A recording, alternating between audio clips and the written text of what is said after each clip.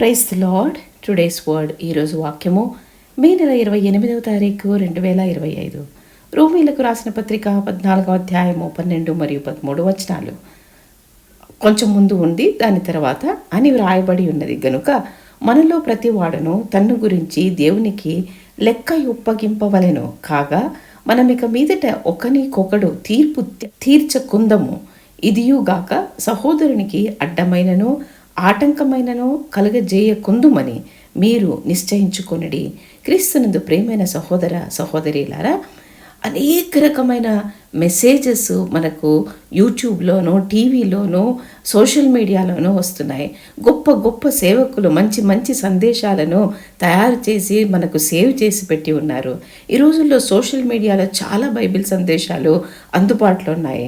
వాటిని మనము సానుకూలంగా లేదా ప్రతికూలంగా తీసుకోవడం మన ఇష్టం.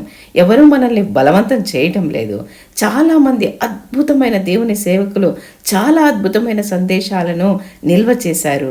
వారు జీవించి ఉన్నంత కాలం ప్రజలు వారిని విమర్శిస్తారు. అప్పుడు వాటి విలువ వాళ్ళకు తెలియదు. వారి మరణం తర్వాత వారిని ఆరాధించడం ప్రారంభిస్తారు. మనిషి బ్రతికున్నప్పుడు ఎందుకు వారికి విలువనివ్వరు? వారు చెప్తున్న అద్భుతమైన సందేశాలని ఎందుకు తీసుకోరు? కొంతమంది వారిని ఎప్పుడు విమర్శిస్తూనే ఉంటారు. పైగా ట్రోలింగ్ వీడియోలు తయారు చేస్తున్నారు. కొంతమందికి ట్రోలింగ్ వీడియోలపై మాత్రమే ఆధారపడి సంపాదిస్తున్నారు. అది ఒక బతుకేనా? ఎప్పుడూ ఒకరిని విమర్శించి దానివల్ల డబ్బు సంపాదించుకోవటం ఒక మంచి బ్రతుకు కాదు. జాగ్రత్తగా ఉండండి. మీరు ఏమి విత్తుతారో అదే మీరు కోస్తారు. మనమందరము ఒకరోజు దేవునికి లెక్క అప్పగించాలి. దేవుని సేవకులు ఈ భూమిపై ఉన్నప్పుడు వారిని అభినందించండి. వారు చెప్తున్న సందేశాలలోని విలువను తెలుసుకోండి. ప్రార్థిద్దామా? ప్రియమైన తండ్రి, మీ సన్నిధికి వస్తున్నాం ప్రవ్వా. తండ్రి, మీకు విరోధంగా చేసిన సమస్త పాపములను బట్టి మమ్మల్ని క్షమించండి తండ్రి. మాకు తెలిసి తెలియక అనేక సేవకులను విమర్శించి ఉన్నామయ్యా.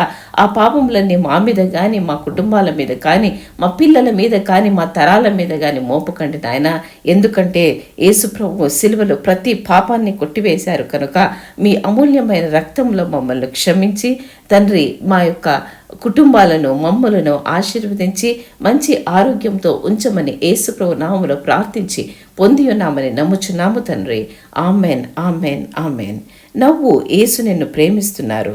దేవుడు మిమ్మల్ని దీవించునుగాక.